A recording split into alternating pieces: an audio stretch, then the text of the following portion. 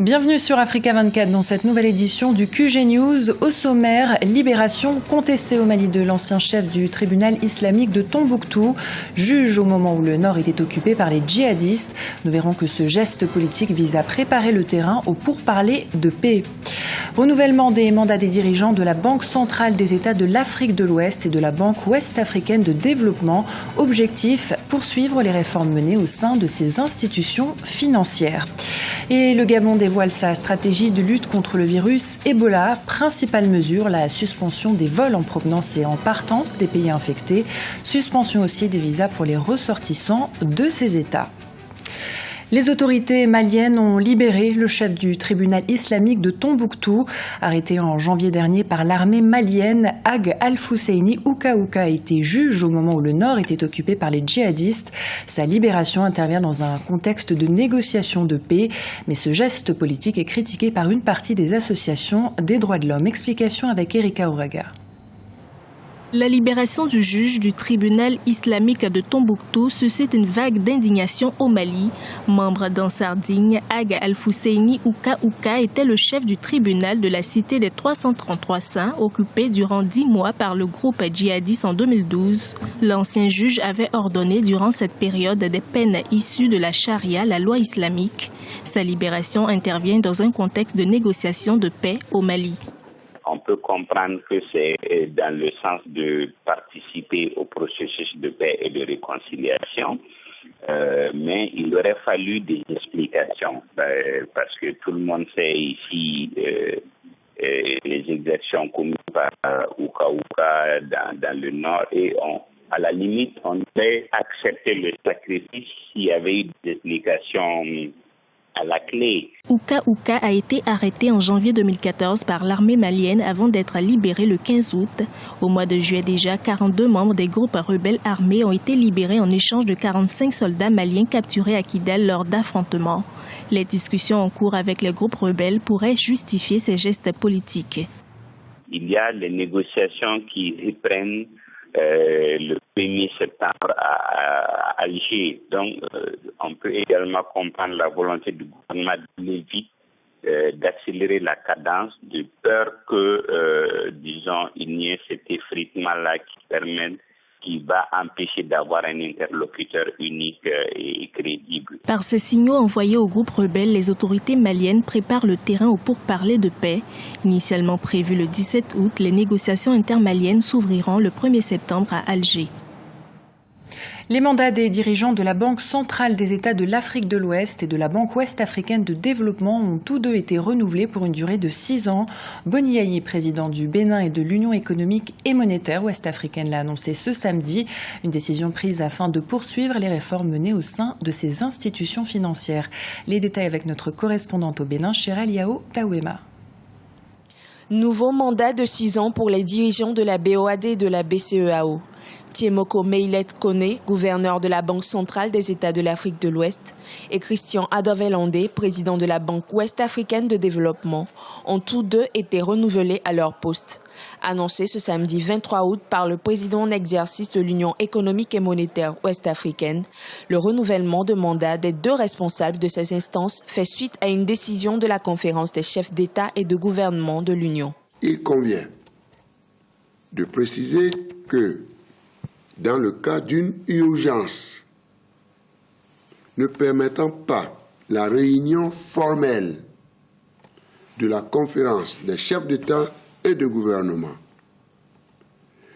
le traité de l'Union monétaire ouest-africaine permet au président en exercice de consulter à domicile ses pairs. La reconduction des mandats a pris effet dès le 17 août 2014 en ce qui concerne le gouverneur de la BCEAO et le 8 février 2014 pour le président de la BOAD.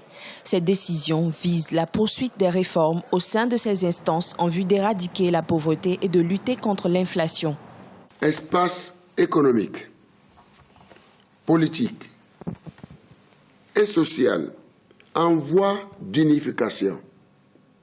Cette communauté repose notamment sur, entre autres, la Commission de l'Union économique et monétaire ouest-africaine.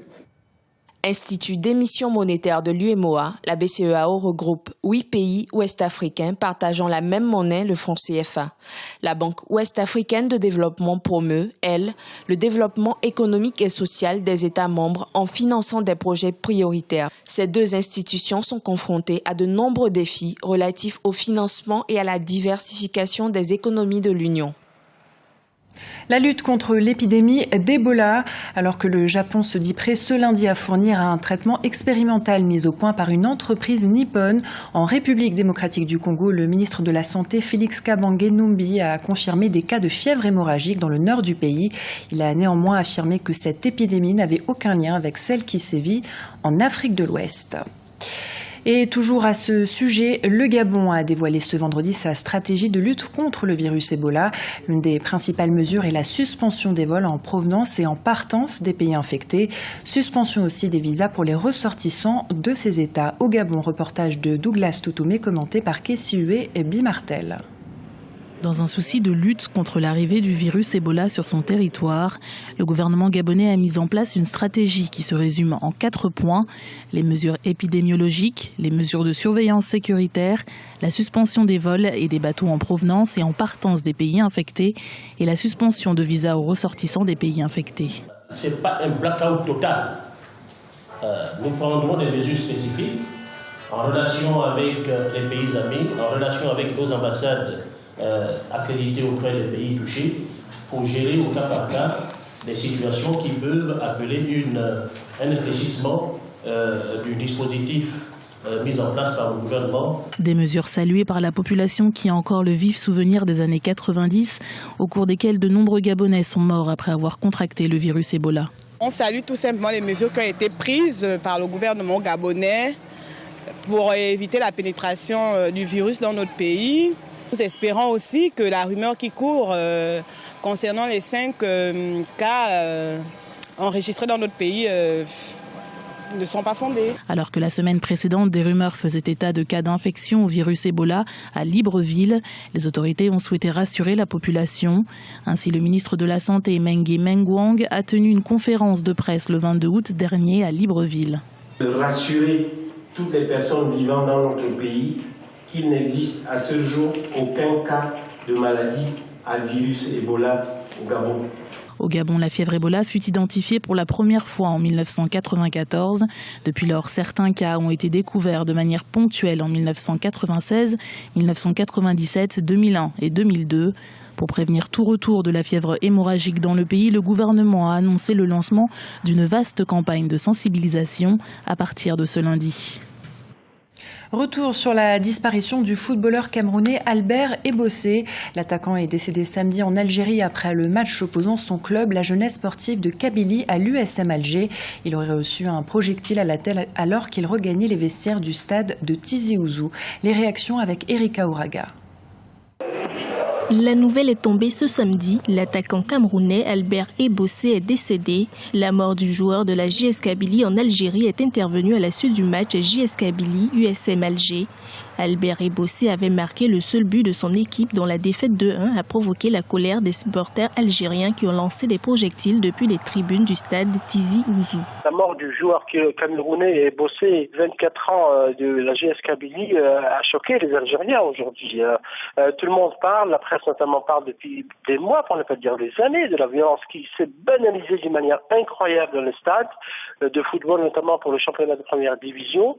Tout le monde s'interroge sur le rôle des services de sécurité dans le stade. Pourtant, à chaque match, surtout pour les grands matchs du championnat première division, il y a toujours un dispositif policier impressionnant à l'intérieur et à l'extérieur du stade. Mais voilà, il y a donc cet incident, cette mort regrettable du joueur de la JS Kabylie, Albert Ebossé. Au Cameroun, la population est toujours sous le choc. La disparition du joueur Albert Ebossé attriste la plupart des spécialistes du football. Ce qui s'est passé là est gravissime. Évidemment, je suis personnellement triste et je pense que tous les sportifs, tous les amoureux du foot et au-delà des amoureux du foot, tout le monde doit être triste de voir qu'on trouve la mort sur un terrain de jeu. Nous, dans le foot, nous avons toujours estimé que les ceux qui viennent regarder le jeu ne sont pas de simples spectateurs, ils participent puisqu'ils applaudissent, puisqu'ils encouragent, puisqu'ils sont censés motiver les joueurs. C'est en 2013 que l'attaquant Albert Ebossé a rejoint la JS Kabylie. Il a remporté le titre de meilleur joueur du championnat durant la saison 2013-2014. Ce journal a été réalisé par l'ensemble de la rédaction. Nous vous remercions pour votre fidélité. Dans un instant, une nouvelle édition de l'actualité sur Africa 24.